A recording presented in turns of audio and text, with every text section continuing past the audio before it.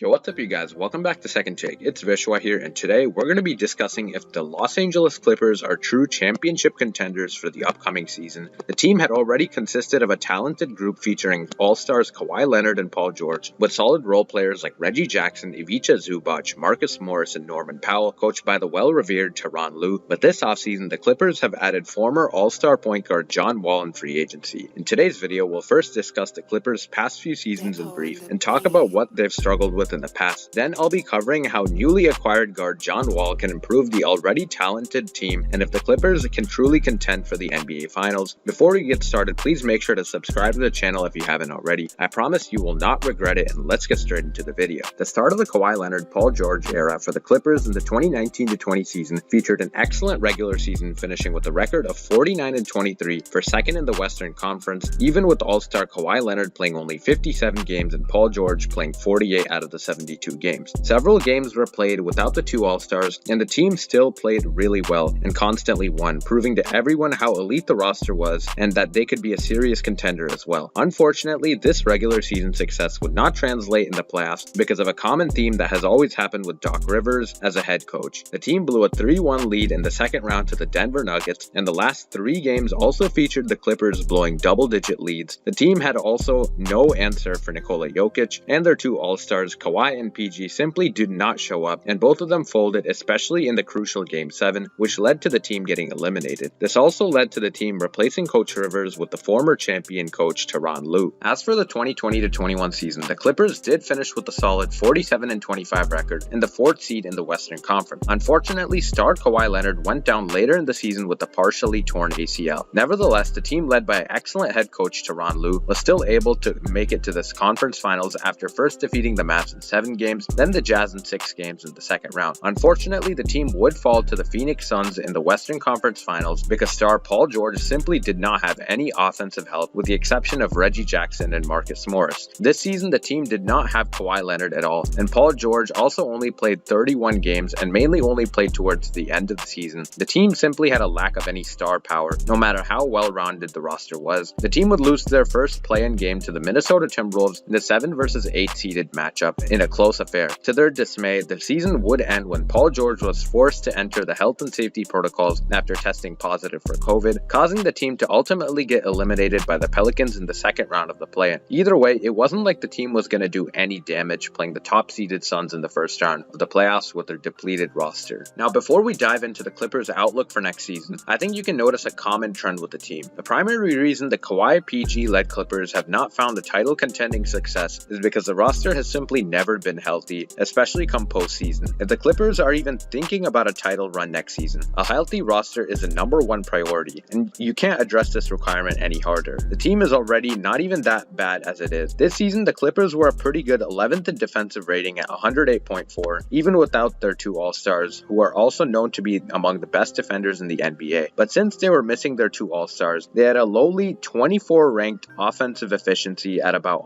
1.068 points per possession. The last time the team was healthy was when they blew their lead against the Nuggets a couple of years back. However, not only do they have a coach who not only doesn't blow leads but also surmounts comebacks for his team all the time. Also, if you think about this, the Clippers with no Kawhi made the Western Conference Finals. Now imagine that they not only add Kawhi back to the lineup, but also other additions like Norman Powell, Robert Covington, what we'll be discussing right now, John Wall. Now before we jump into anything, I think it's definitely clear that John Wall's best years are obviously behind him, as he's no longer the same player that he once was with the Washington Wizards in his prime, where he averaged 23 points and 11 assists on a playoff team who also threw down monster dunks and made acrobatic finishes at the rim and had a quick killer first step. Not only have people labeled Wall as washed, but Wall also earns a lot of hate for earning an annual $43 million a year and $124 million total for not playing basketball at all, as he only played a total of 40 games in that time span of his contract. But Wall is still a very capable player. Keep in mind, in those 40 games, even though he was playing on a bad Rockets team and did not have close to as much athleticism as he did in his prime, he still managed to put up 21 points and 7 assists a game. He also did not play any basketball after those games, simply because the team did not want him putting up empty stats, but rather just wanted their young guards to develop. Wall would then sign a 2-year, $13 million deal with the LA Clippers. Now apparently, after Wall had cleared the waivers, Kawhi Leonard and Paul George actually told him on a phone call that Wall doesn't have to change his game to fit fit in. He just has to play his game and everyone would blend in with each other accordingly. When getting interviewed about joining the Clippers, Wall also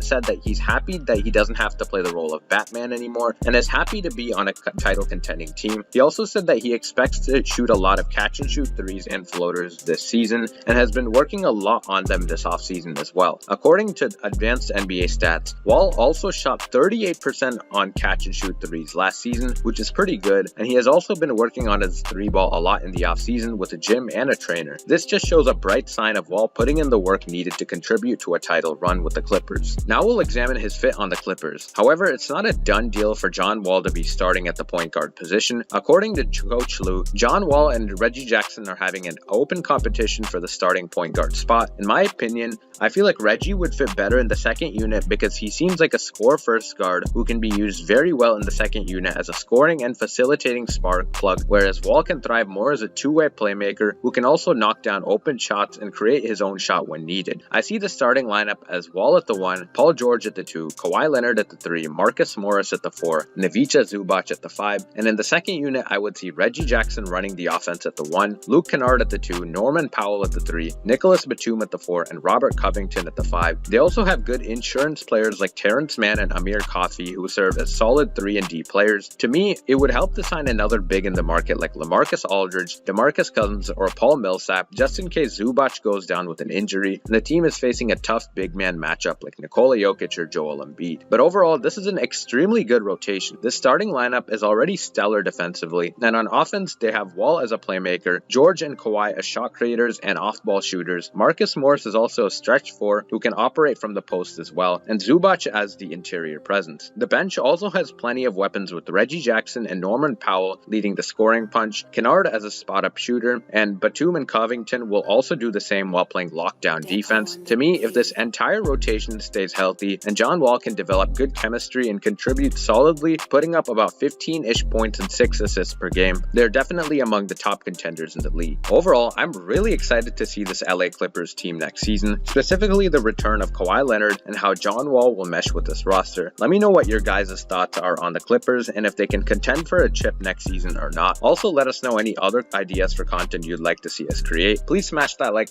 button if you enjoyed and remember to subscribe to the channel. Thank you guys for watching and peace.